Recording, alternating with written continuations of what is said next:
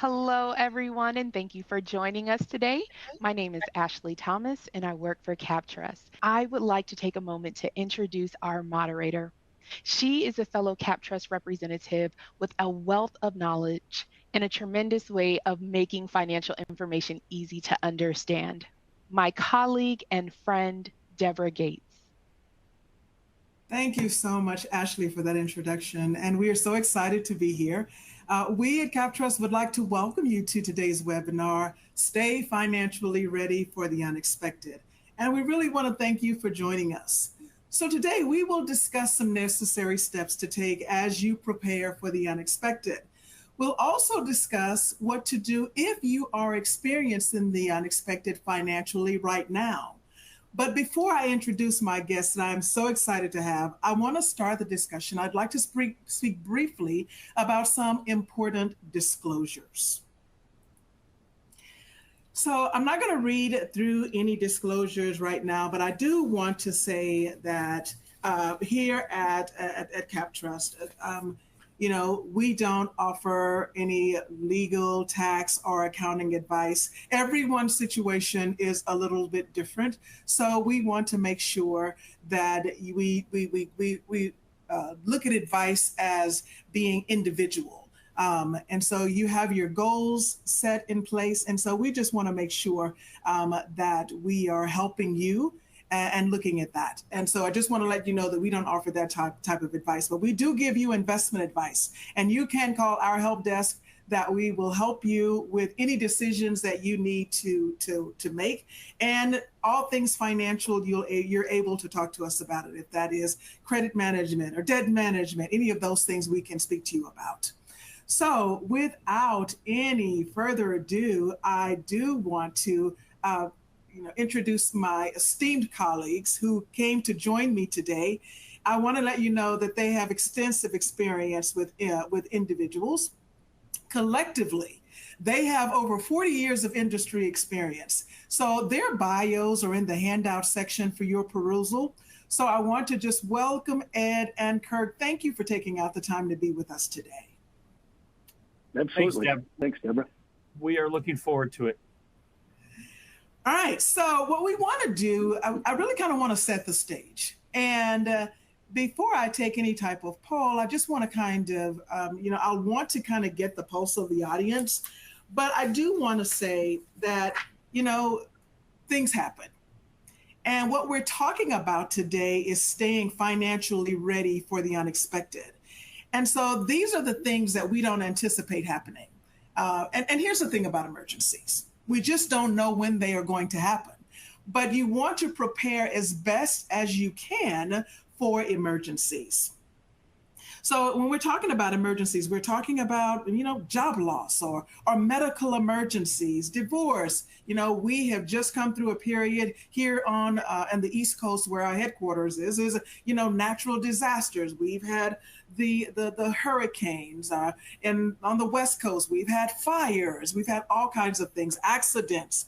And even if you have just like a major home repair, and an emergency doesn't have to be something catastrophic. It could be something as simple as when you're driving down the freeway and you hear this little noise and you're like, what's that? And it could be a car repair or unexpected tax bills or any of those things. So that's what we want to talk about today. And so, Ashley, can you just start that poll? I just kind of want to get, the pulse of the audience and to see where they are and how we feel about the unexpected. And so the question is just simply, how confident do you feel about your financial foundation? And Kurt and Ed, I want to pose the same question to you. I know that we're seeing people from either end of the spectrum, whether they're feeling very confident, if they're not feeling as confident. We just want to see what are you seeing when you see those questions? And I do want to add that this poll that we're taking, this is completely confidential. We're not seeing any individual responses. We're just looking at this data, looking at it collectively so that we can see, how to just kind of really steer this conversation as we're going through. So lead us off, Ed. Oh, yeah. So Ed, you got a couple comments? Go ahead. Yeah. Think about when this question came up or comes up, think about what are you aware of in terms of income, in terms of your expenses, in terms of your debt. Do you have you taken inventory of that? That really has a lot to do with it. But keep in mind, this is really not income specific. Whether you make a little bit of money or a lot of money, you still have these same concerns, from that perspective. Yeah, I shouldn't have let you lead off, Ed, because you pretty much nailed it. Job loss, that's a big one. Are you confident in your job? Are you worried about technology having the ability to take that away from you? What's your debt service? And then where do you and a potential maybe you have a spouse, how do you feel about where you are right now going forward? Absolutely. And so I see that there are results that are coming in. And I know you're looking in the background there, Ashley. What are we seeing? We're about, wow, okay. So we see that, some people are, confidence kind of tight there between the confident and neutral. And so what we want to speak to, and it's about 9% feeling very confident. And so when we're looking at this, for those who are confident, we're going to ask your indulgence because we're really going to talk about some of the rudimentary things that we're looking at here as it relates to preparing for the unexpected.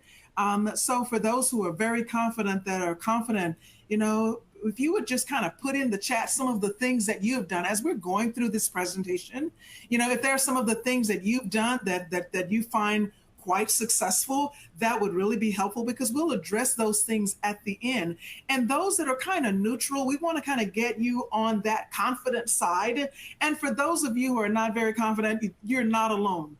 When we go out and we're talking to participants and we're talking to people, being confident about their financial foundation. We're in sometimes we're in turbulent times where we're just kind of not sure. So without any further ado, let's get into this presentation and let's really see where do you need to start. And like I said, some of these concepts are going to really sound basic, but they're basic until you start doing them. And as you start doing and creating a budget, and as you start digging into your finances and all of that, then you'll start seeing some of the complexities because it's a matter of doing it. When I look at sports for our golf enthusiast, Tiger Woods, he has a coach. He has a golf coach. So when we're looking at this, make sure that you're looking at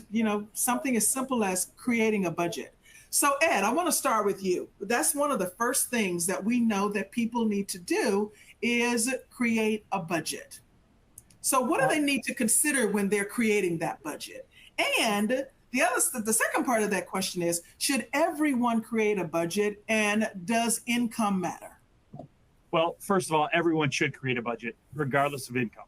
There was a list of those 10 things that you showed early on before the survey.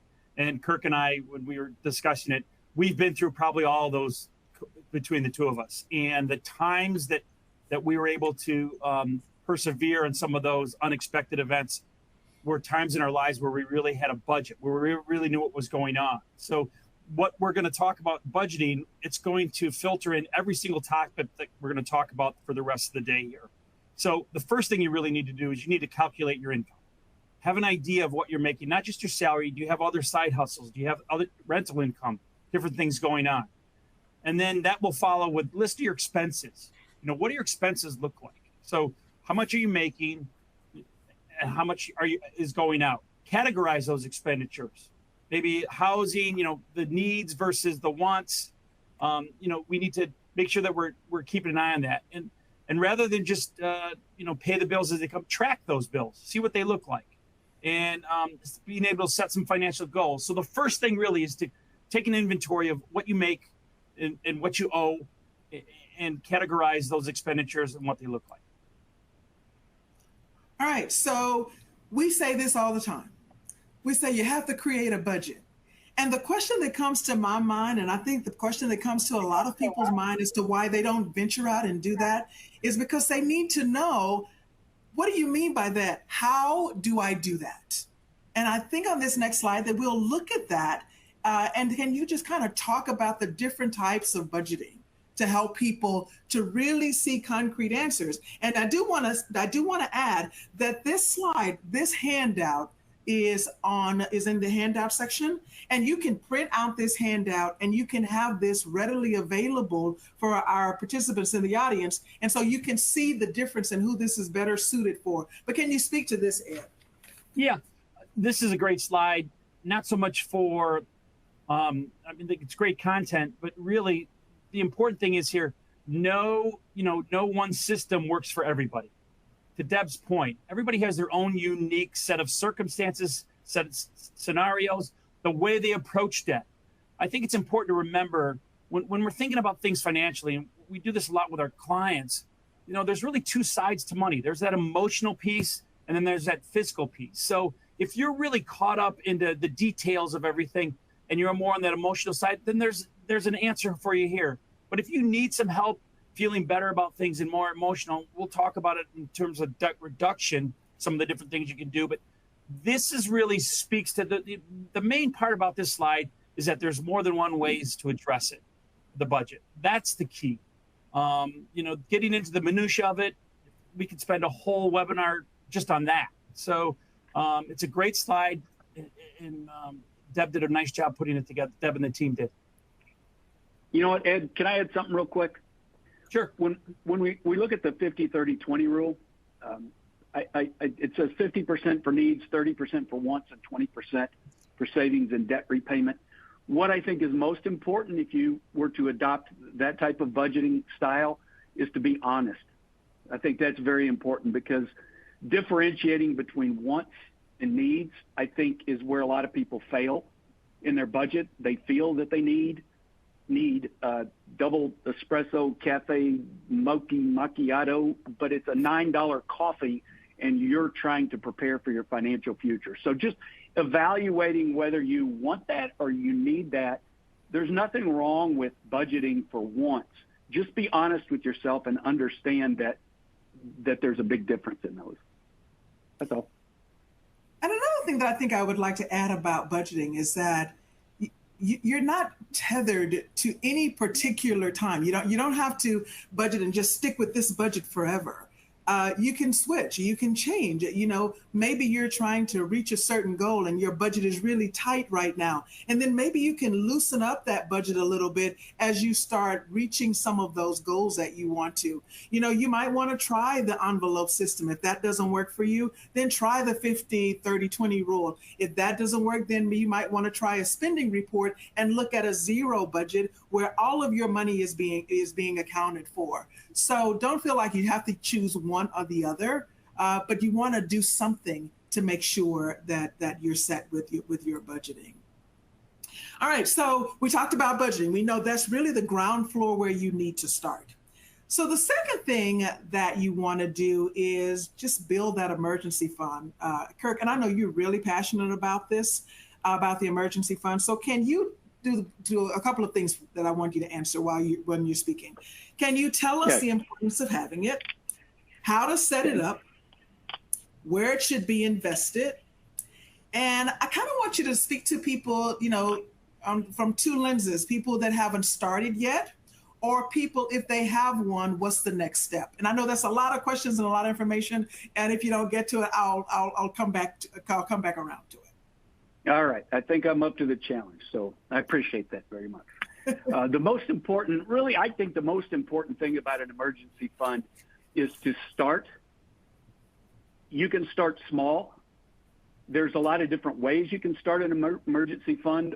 One is you can have several different checking accounts or savings accounts. You can itemize those checking and savings accounts. So one could be for car repairs or potentially a new car. One can be for home repairs. One can be for purchasing a home. You can designate those different accounts at your bank. It should not cost you anything additional to do that, but I think that's a very helpful way to do it. Another thing you could do is have most employers, if you have HR check with payroll, they can take money out of your check and put it into a particular bank account. That way you never see it. That's one of the neat things about, and we'll get into this a little bit later, but contributing to a retirement savings account is that you never see the money. You never see it in your bank account, so you can't really spend it. Well, if that money is automatically going into a designated savings account at a financial institution, then you're less likely to tap that money, because hopefully you'll have the discipline to remember that there's only one use for that particular account. So like I said, start small. $1,000 is a good goal to begin with. Really focus on that. So as you cut down on your debt and your spending, really start saving up, get to that first goal. Then you can expand to 3 months of expenses or 6 months. Job loss would be a big reason why that could really hurt you financially if you don't have those expenses saved up. There's also rewards apps. This is kind of a new thing. I have one for gasoline. So I just looked at mine before I jumped on. I've got $88 in that thing. And all you do is click on it, that you're at the place, and you fill up with gas, and you can get up to, 4 to 12 cents back per gallon. So that's a neat way to do it too. And then one thing that I've done that I think is really beneficial is I have some equity in my home. So I went to the bank and set up a HELOC. So home equity line of credit, if you're a homeowner, it doesn't cost you anything to set it up. It doesn't cost you anything to maintain it. But if you need the money, if you need some funds, it's basically a loan against the equity. So it's like a second lien. So in a time of emergency, you can tap that equity, and they'll have it amortized. And I don't want to get into all the minutia of a home equity line of credit, but it's a really great way in an emergency to tap the equity in your home that might not otherwise be available to you. And then it's important to remember that what we're talking about today is unexpected situations. So we don't know the severity, and we don't know the timing. And Deborah pointed this out earlier. So we have to prepare for these things, okay? There was a list of things that we needed to look at, so take a look at those again, and then your budgeting style, and then this is going to help you set up an emergency fund. And I think this is one of the toughest things to do, quite honestly. Prepare for something that you don't know what's going to happen. There's no immediate gratification or reward to that. This is really tough to do. So the fact that everybody's here, sitting here on this webinar, I think that's the first step in terms of just acknowledging that. But this is something that I try to tell all my clients in terms of, this is always a point of discussion. In the case of an emergency and things are just going smoothly, you have to be able to be somewhat cognizant. It's going to happen. We just don't know when, and we just don't know how much, to what severity. There's two other questions that you asked, Deborah, that I failed to expand on. So I'm going to hit on those real quick. One is, how should the funds be invested? So if you already have an emergency fund, you can invest those funds, but I would take into consideration the investment time horizon. So when do you feel like you're going to need the money? So if you're saving aggressively, saving well, you feel strongly that you're going to be purchasing a house next summer, several months, I would be much more conservative in that investment because you need that money. So a money market fund through a bank is a good way to do that. Also maybe a CD, but be careful because CDs have maturity timeframes associated with them. And if you need that money prior to that time frame, there could be an early withdrawal penalty. So be careful of that.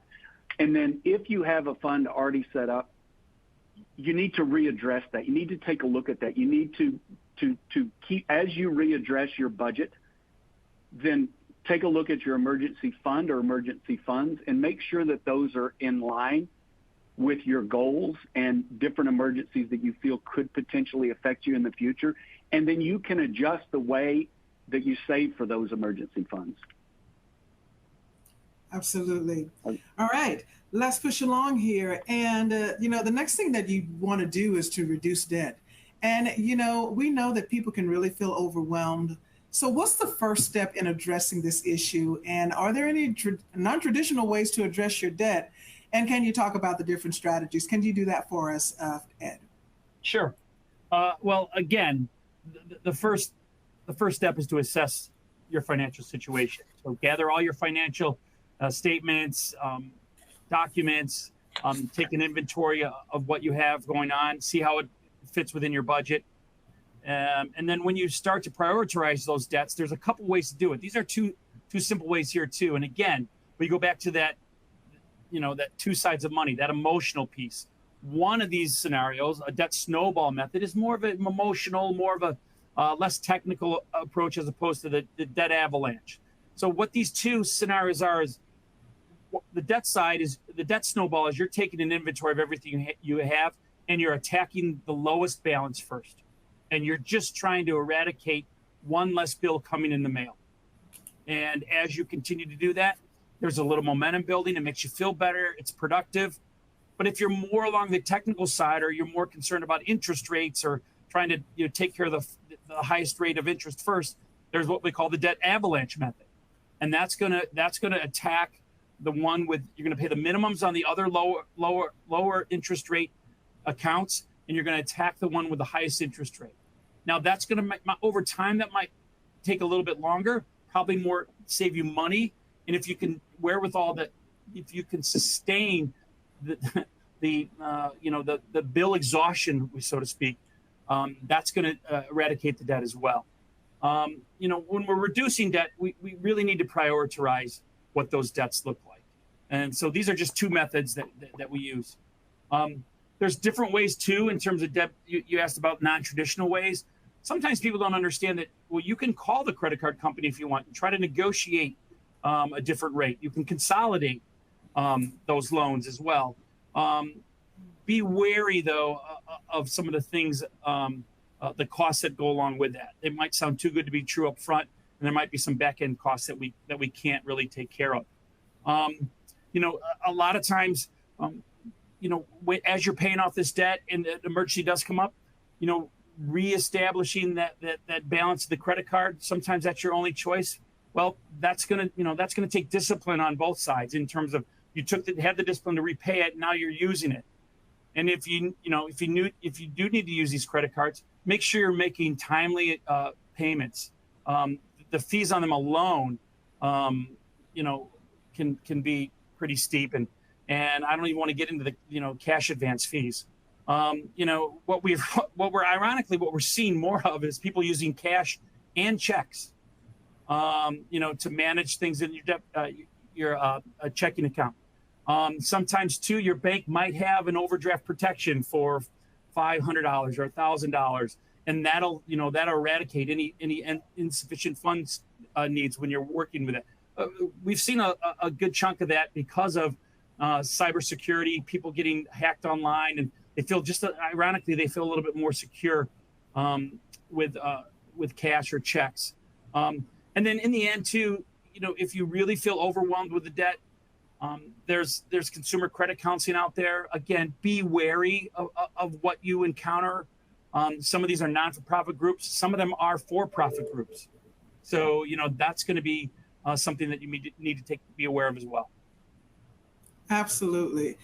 All right. So sometimes, Kirk, people forget about their employee benefits. So I want you to speak about the integral role that benefits can play when you're looking at these emergency situations and things that you can do to prepare. Yeah, so I'm going to run down a list and touch on these a little bit, Deborah, but what I find is all of these benefits, or most of these benefits, they're going to help you prepare for that event, and then once that happens, you're going to be able to have a higher probability of getting through that with the least financial strain. And that's what we're really trying to do here. We don't have the ability we know that there are going to be financial challenges ahead for most everyone. We don't know the severity, and we don't know the timing of them. But your employer should have benefits that can help you prepare for those. So, your retirement account, you can contribute to this retirement account. Oftentimes, your employer will have a matching amount. So even though you're putting in what you might feel is a small amount, your employer, with that match or discretionary profit sharing, is going to really be able to grow that account, especially over time. And if it's invested properly, then it's very important for you to know the distribution rules associated with your retirement account. So 59 and a half is a common age in retirement plans to be able to access those funds. You need to know if that applies to your retirement plan. You also need to know the difference between Roth and pre-tax. Those are going to have different tax effects in the future if you encounter a financial setback. And then the hardship rules. There's hardship rules to most every retirement account too, that you can go in and take money out should certain criteria affect you. But the knowledge of what that is very important. Many of those are plan specific, so there's not, it's not one size fits all. So you need to know what your plan is. Your health insurance, super important should something happen that's unforeseen.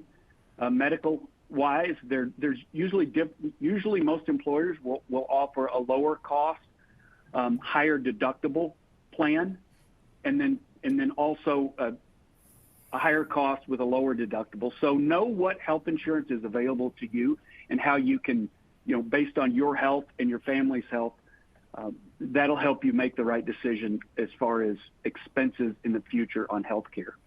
And then life insurance is really important because should you pass away, you don't want to leave your dependents or your loved ones in this poor financial situation that we're trying to avoid today by being on this call. So I think most people are probably underfunded on life insurance.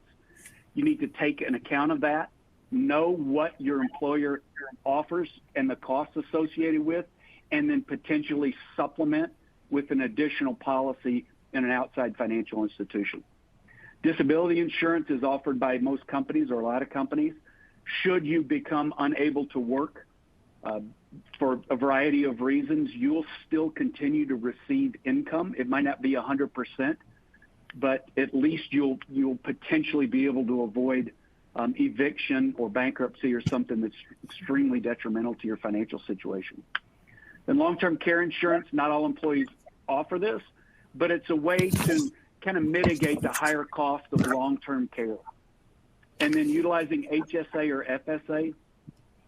I think these are FSA and especially HSA are an incredible way to avoid a financial setback because you can use your HSA money that now this is only if you're in a high deductible plan.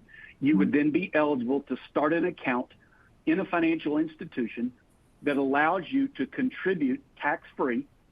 It allows you to invest that based on whatever that investment lineup is at that financial institution. It's not going to be taxed as you go through your working career. You can use it for qualified medical expenses. And then once you retire, it even becomes kind of like an IRA. So you can tap those funds then in an emergency situation, and there's no penalties. It would be taxed, but there are no penalties.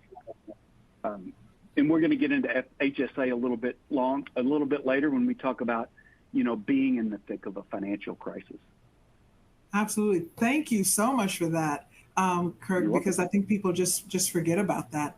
So as we go through, so now I know that both of you work heavily with estate planning and sometimes people don't feel like this applies to them because they may not have a lot of assets right now or such as our early or mid-career participants. How should one determine if they need an estate plan? And what are some common mistakes that people make regarding estate planning? I've got a simple test.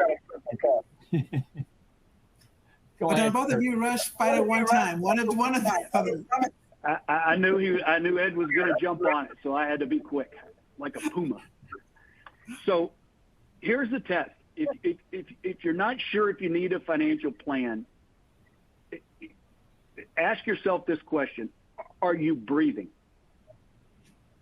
That's it. It's that simple. Then you'll know if you need a financial plan. Ed, you want to touch on some of these, the reason that we have a financial plan and then some different aspects of what people would need to have in that plan? Yeah, I think estate planning is I think just the hearing those two words, I think people think, well, that doesn't mean anything for me, and that's more complicated. Estate planning, in its simplest form, Kirk and I probably, when we were sitting down doing this, we've got one ask out of you today, and we'll talk about it here shortly. But estate planning, just simply, all you need to understand is it makes everything you care about go to the people that you want it to go to, and then also, if for something happens to you or your children, you're just letting people know what your wishes are. So, that piece of the puzzle it is really, really important. So whether you have assets or whether you have, different properties, something as simple as you have children, you have dependents, maybe not children, but dependents outside of that. You have special circumstances. I mean, estate planning is for you. And the one easy task that we're going to require of you guys is everybody go to check in to see if your beneficiary is updated for your 401k. Just something simple like that, because both Kirk and I have had stories. Kirk, tell specifically the story that you just had a few months back in terms of people not staying up to date with that. Yeah, there was a gentleman who was married and started his job and really started saving aggressively. Went through a contentious divorce. It was really bad, and ended up meeting the love of his life. And they decided not to get married. Went on through life and his career. Like I said, aggressive saver. He died, and the ex-spouse received close to $1 million, and it was an absolute nightmare. So it's very real. Beneficiary designations are not updated through payroll. So that's more along the lines of life insurance, for example. We use ADP here at Cap Trust. If I go onto my ADP site and I can change those beneficiaries, that's not the same as my retirement account. You have to also go into your retirement account and change those beneficiaries. Super important. It goes to Kirk's point. Who is estate planning for? If you're breathing, it's for you. So take this initiative from us to just check it, even if you're sure of it. So when we're talking about, I'll talk subtly about the differences between wills and trusts. A will only will take place after the person passes. It specifies where their assets should go and who will care for their minor children, for example. Whereas a trust is something that can take effect as soon as you create the trust.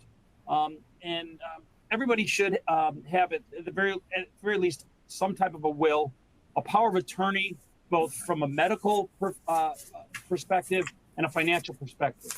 And that simply means, think of if you have children that just turned 18. You send them off to school. I mean, you want to call the University of Illinois hospital because your child's in the emergency room.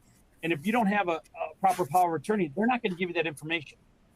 So sometimes it's just simple things like that, making sure you're dotting your I's and crossing your T's. So again, this all falls under this big, heavy estate planning designation, but it's really ideas that will take care of everything that's really important to you. Mistakes we see are ones that we just shared with you, like Kirk had, not really having any plan at all, not updating the plan in terms of what that looks like. You just want to be aware of tax implications in terms of what that goes on. If you've got sometimes special needs, if you have a special needs child, sometimes people don't really understand or have got the advice that you need a special needs trust. What's going to happen to somebody that's totally 100% dependent on both parents or one of the parents, and something happens to you? Where does that go? It's an entirely different part of planning. Again, improperly designated beneficiaries, not planning for the kids, ignoring certain laws, and just, sometimes too, the do-it-yourself estate planning. There's lots of different opportunities now, LegalZoom and all these things online. Just be wary or just be cognizant of who you're talking to and what that looks like. Absolutely. Thank you for that. So I just kind of want to do just a quick recap before we move on, because we have some more information that we want to share with you. What do you do when you're in that situation? But, we're looking at the first thing we said, create a budget. Then you want to build that emergency fund. You want to reduce debt, understand what your employee benefits are. We just spoke in length about estate planning. So Kurt, what now? If you do that, what's one way to stay in touch with everything that you need to do? And we're looking at these regular financial reviews. You want to revisit it. And I know you sometimes in investing, some different types that ways that you can invest when you're looking at target date funds and that kind of thing. You kind of hear people say, just set it and forget it. But you don't want to. You want to make sure that you're reviewing your finances and seeing if there are any pivots or anything that you need to make changes about. So can you tell us about that, Kurt? Yeah, I agree with everything you said, Deborah. And there's a saying that the only thing, well, other than the only thing it's true in life is death and taxes. The other thing is change. So we know that our wants and our needs, if we're honest with ourselves, our wants and our needs are going to change. So we find new interests, new hobbies that we might want to budget for. As far as the regular financial reviews go, is as your income changes or your expenses change, readdressing those in a timely manner. So you don't have to just revisit them quarterly, semi-annually, or annually, but as things change, you need to readdress them. I recommend if you have loved ones in your life that you involve them as much as you feel comfortable involving them. And then, track your progress. How am I doing? You might know to redo your budget or to redo the quantity or the amount that you're saving, whether that's dialing that up or dialing that back. But rewarding yourself and watching that progress is, what Ed alluded to is kind of an emotional response to budgeting and preparing financially for a financial setback. But tracking that progress, how am I doing? And then getting professional help. So I think the reason we say getting professional help is because a professional can be on the outside looking in. So they can read through the lines. You can say, well, this is what I want, or this is what I need. And they can help you understand that that's actually a want and not a need, and help you. And that is going to help you budget, and that's going to help you save too. So regular financial reviews, whether they're with a professional, with a spouse, or with family members, or just by yourself, sit down, lay it all out, and review it, review everything. And if I could jump in here, Deb, I don't want to steal your thunder, but in terms of what we have to offer at Cap Trust, it's just amazing. We've got a couple help desks on either side of the country. We've got advisors. Kirk and I have our own clients. We have our own individual clients, and we talk to participants all week, all day long. I mean, every advisor at Cap Trust, you're going to go through this retirement, this saving for retirement, this accumulation, this retirement experience once. We've got hundreds of advisors at Cap Trust that do this a dozen times a week. So this is something that we're all very passionate about. And again, when you talk to one of us, we have nothing to sell you. It comes with the plan. It's so very important. We can be that objective perspective that you might need. And we're not trying to push any product on you. It comes with the plan. That's why everybody's on this webinar. Your employer has chosen that this is a benefit that is really important to you. So we do, honestly, I just wanted you to hear that passion from the advisor side. We really enjoy the conversations, and it's really, really, do not hesitate to reach out to us. Anyway, that's really all I need. Absolutely. Thank you for saying that, Ed. That's really very important. I mean, I say it every quarter, and I'm like a broken record. And for people that come to our webinars on a consistent basis, they hear me say that all the time. But it really is true that we are here to help. And I'm going to give this number, but in just a couple of slides to reiterate that you have the 800 number, and 800-967-9948 that you can call and speak to one of our financial counselors, and they're readily available to help you. And I'm seeing emojis coming up. I think that's from people that have had that experience. I'm seeing thumbs up. I'm seeing hearts that are coming up. The people that have had an experience with our financial counselors, and that conversation is in layman's terms. And we're not here to scold you or admonish you about anything. So irrespective of where you are, we're going to give you advice on your particular situation. What I can say is we meet you where you are. We don't want to leave you there. We want to elevate you to the next level. and to help you get your finances and get everything together.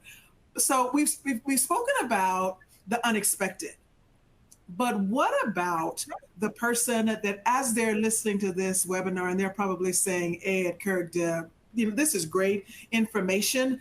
And wow, I wish I had prepared, but right now I'm in a situation and I'm at my wit's end, and I'm a little nervous about it. What can they do at this point when they are inside of an emergency? Take a deep breath and assess the situation, and see, what are the options. And again, if you've taken, as I said earlier in this, Kirk and I had talked about the different unexpected events and how we dealt with those. And the ones that we dealt better with were when we had plans going on, or we had a savings, but if you don't, assess the situation and just, get your head above water any way you can. See what you can do. Can you cut unnecessary spending? Do you need, is it vital? Does something need to be paid, or this or that? Access whatever funds you have, and then also, look for different ways to maybe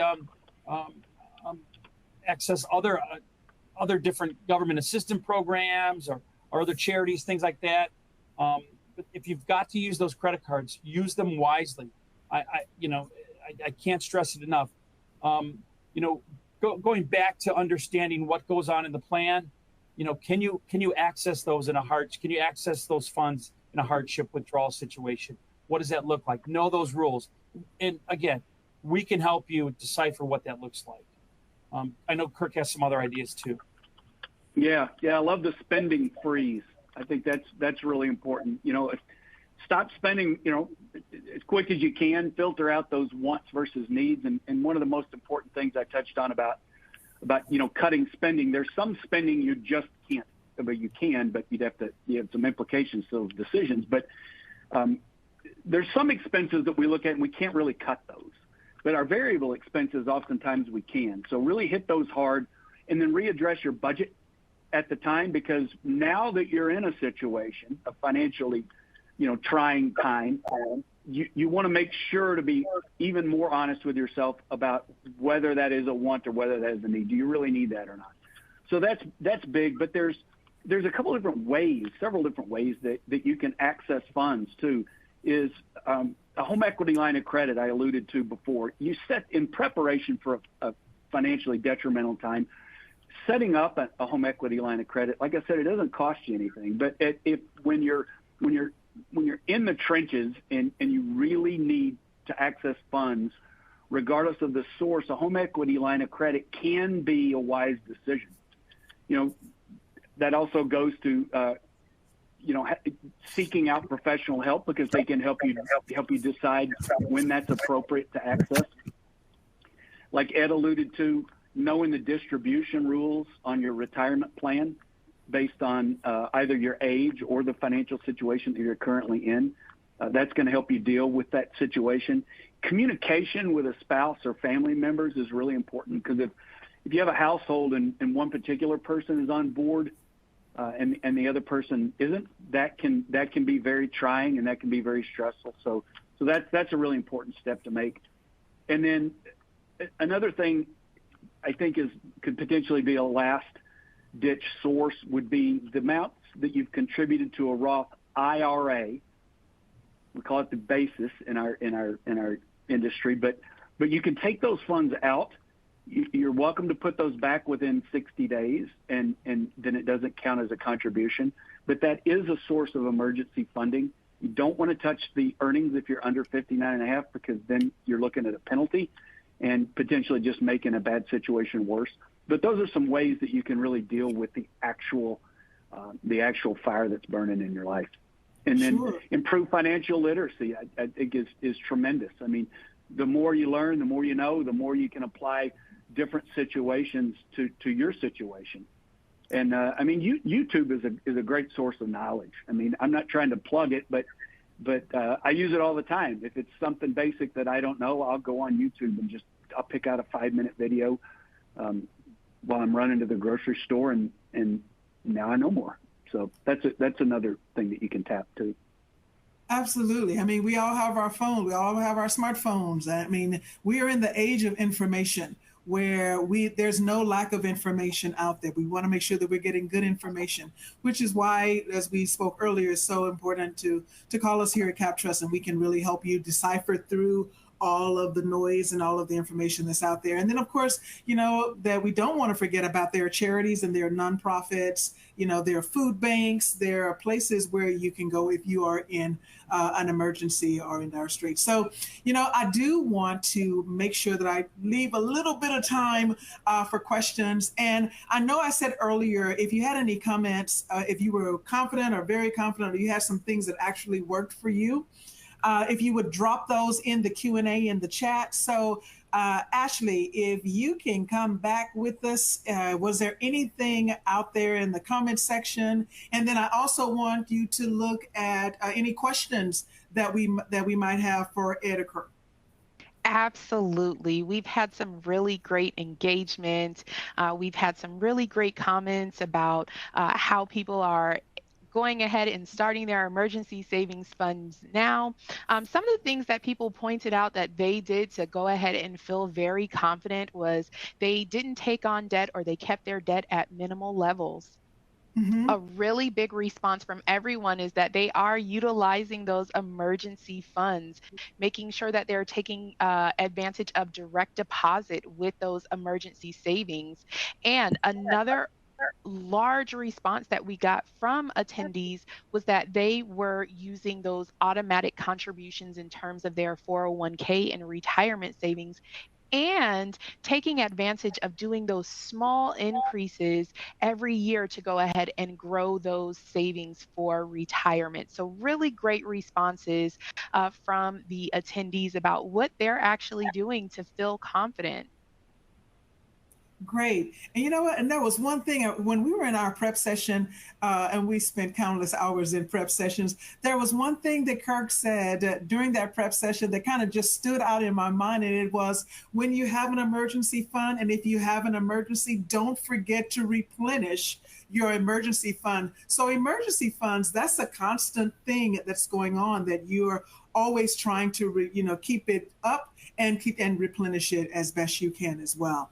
So, Ashley, were there any other questions? I know that you're theming them and trying to see, because we have quite a few people on this call today, and we really appreciate all of you for hanging in here with us.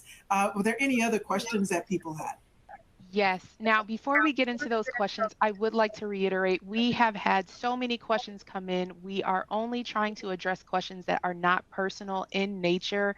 If you do have personal questions, we are asking that you reach out to our advice desk so that we can give you that individualized attention. But one of the great questions that I saw come up, because it was around budgeting, was how do we know what's a want versus a need?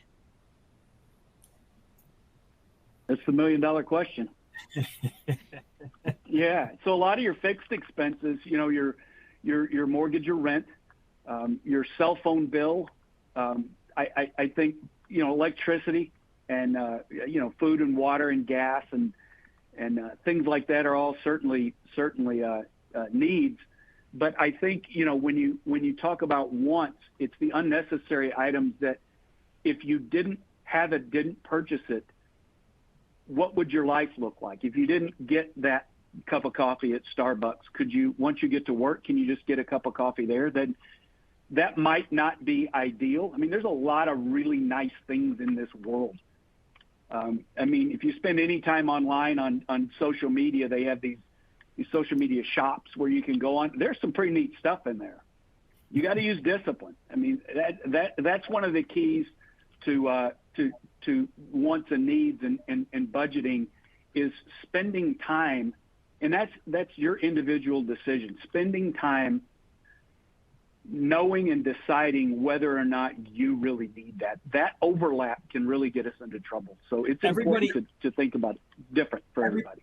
Everybody has a different mindset in terms of a want versus a need. But what I can tell you, and what Kirk can tell you, is with our clients that are at retirement age or in retirement, the subtle little changes they made as a 20-something or a 30-something, it's paid dividends. I mean, incredibly. So when it's a work in progress. Try to figure that out. To Kirk's point, if at the end of the week, would you still be okay if you didn't have X? Or would you be okay if your heating bill wasn't paid? No. So I mean, sometimes there's that drastic, differentiation there. But keep in mind, we see the back end of these decisions, these subtle little decisions that you can make. So even if it's something just tiny that you reduce from your budget, I don't care if it's $1 or $2 a week. The biggest thing it does, and again, I go back to this financial psychologist role, it creates good behavior. And that will make all the difference down the road. And take it from us, we see it on the back end. Just for those in their 20s and 30s out there, it will pay off in spades. Yeah. Another good way to really differentiate between wants and needs is, going back to Ed's segment on budgeting, is writing down every single thing. When I was trading on the floor in Chicago, I used to carry a trading card around with me, but now I use technology for that purpose. So in my notes, I have gone through before, and I'll use 1 month. And you write down every dollar that you spend. Then at the end of the month, you can go back and address what you've spent your money on. And it's easier then because you're not in the heat of, I really want that coffee, or I really want, certain thing. You can look at it and go, was that necessary? Was that necessary? Add up amounts that you felt weren't necessary. Take a look at what that would look like if you took that money and put it into some type of emergency fund consistently month after month, how big and how quick that emergency fund would grow. Deb, I'm going to keep an eye on Kirk over the next few weeks to see if he goes into Starbucks at all. I'll take a picture and I'll send it to you. Absolutely. What else do you have? Have any more questions, Ashley? Yes. So going into that emergency fund a little bit more, there were a lot of questions around where's the best place to hold that emergency fund? What's the difference between an emergency fund and regular savings? Yeah, so what the system that I use is it's kind of overlap with the budgeting method. In that handout, it's the envelope method. So taking a certain amount of money and putting it into an envelope for spending. So that really helps. That overlaps with an emergency fund too, because those can be the emergency funds. So you have, for example, a medical fund. An HSA is a type of emergency fund. If you have a high deductible health care plan at your workplace and you're eligible for an HSA, if something negative medically happens and you get walloped with this $8,000 bill, you can take that out of your HSA. That money went in tax-free, so you were able to write that off of your taxes. It grew tax-free, so you did not receive a tax bill for dividends or interest, and you are then able to take that out and use it to pay that medical bill. So an HSA is an excellent way to save for a medical expense. A home equity line of credit doesn't cost you anything to set up, but now you have an emergency fund. Now, that's not the end-all, be-all, but it is a good start. I look at it, and then I look at it rounding this up. way. I'm sorry. Go ahead. Go ahead. No, go ahead. Yeah, I look at it this way. What's the goal of each account? And I tie emotionally to that. The savings account, you know what? Maybe there's a little bit of a payoff there at the end, or maybe that maybe there's a good thought if it's a trip or whatever you're trying to save for, as opposed to you're like, I have to do this because I know something's going to come up. So I think there's that emotional piece in terms of that's how I differentiate between our savings and an emergency fund. I try not to. I make deposits into each one differently, and the emergency fund I don't even look at because I just know it's going in there, and I don't want to see it. I don't want to think, I could grab this, because it's mentally it's a deterrent. For me to go in there and grab it. Ashley, any more? I think for the interest of time, I will go ahead and turn it back over to you, Deborah. Thank you so much. Oh my goodness. Thanks, I know that there are more questions, and we have these webinars every quarter. We try to give you as much information as we can. And what we really want to do, if your questions were not addressed as we went through this we definitely want you to please don't hesitate to reach out to our desk. And that number is 1-800-967-9948. The hours of operation where you can call in directly, 8:30 a.m. until 5:30 p.m. Eastern Standard Time, Monday through Thursday. On Friday, 8:30 a.m. until 4 o'clock p.m. Eastern Time. Or you can go online at captrustedwork.com and you can schedule an appointment. It can be a 30-minute appointment. If you think that you have something a little more comprehensive, then schedule back to back. There's no charge to set these appointments, and you can set as many as you want. And you can bring in your spouse, your partner, but the hours of operation to set a scheduled appointment, 8:30 a.m. until 8 o'clock p.m. Eastern Standard Time, Monday through Thursday. On Friday, 8:30 a.m. until 6 o'clock p.m. Eastern Standard Time. So please don't hesitate to reach out. Remember, as usual, all of these webinars are recorded, and you will get a copy of the recording where you can go in and listen to this webinar. And remember, with your link that you have, the same link that you came in on this particular presentation, that will be the one that you will be able to go back into, and you'll be able to see the handouts. You'll be able to see that information. But we're going to officially send you a notification within the next 48 hours. And it's going to actually be some more pertinent information as well. So really quick, 1 minute each. One closing remark, Kirk, and I want one closing remark, Ed. You have 60 seconds each. So we have 2 minutes. We're at 12:58. Give me one closing remark that you want to leave with everyone. I think the most important part about budgeting, savings, and going through financial hardships are honesty with yourself. That goes back to wants and needs, and discipline. Stay organized around it, be disciplined around it, come up with a plan, stick to the plan, review the plan, make sure that you're being honest with yourself in your discipline. Ed? All right, Ed. Listen, you're going to hear some savvy advice. First of all, for those of that have not called either the help desk or talked to one of our advisors, I challenge you to do that. I think you'll be better off for it. But specifically, I think the biggest takeaway that we want to leave with you is that every situation's unique. Every situation is different. Each of you go through your ups and downs. And, when you sit together and you create a plan, or you sit with one of us, it's going to be very linear.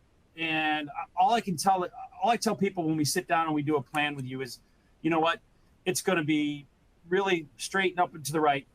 It doesn't really speak to the ups and downs that you have in your life. You're going to have them. We're there for you. We really are. And I think this is one of the things that I never really anticipated, helping these participants, helping all of you. You're very easy to coach. Sometimes if it's just you want to come in and talk about your situation, that's fine. Or, say, listen, I took a loan out. I'm a little bit behind the 8 ball. We'll get you back on track. And if you want to come in and brag about what you've done and say, listen, I've done great. I've got this. That's awesome too. So again, no judgment, nothing to sell you. I think I just want to challenge everybody to, what was it, Kirk? Check your beneficiary and reach out to CapTrust and talk to one of us. That's it. Okay, so I'm going to have to reel these advisors in because I told them 1 minute each, and they are continuing to talk, and we're 1 minute after. Thank everybody for joining us. I really appreciate it, and have a great day. Stay safe out there. Thank you.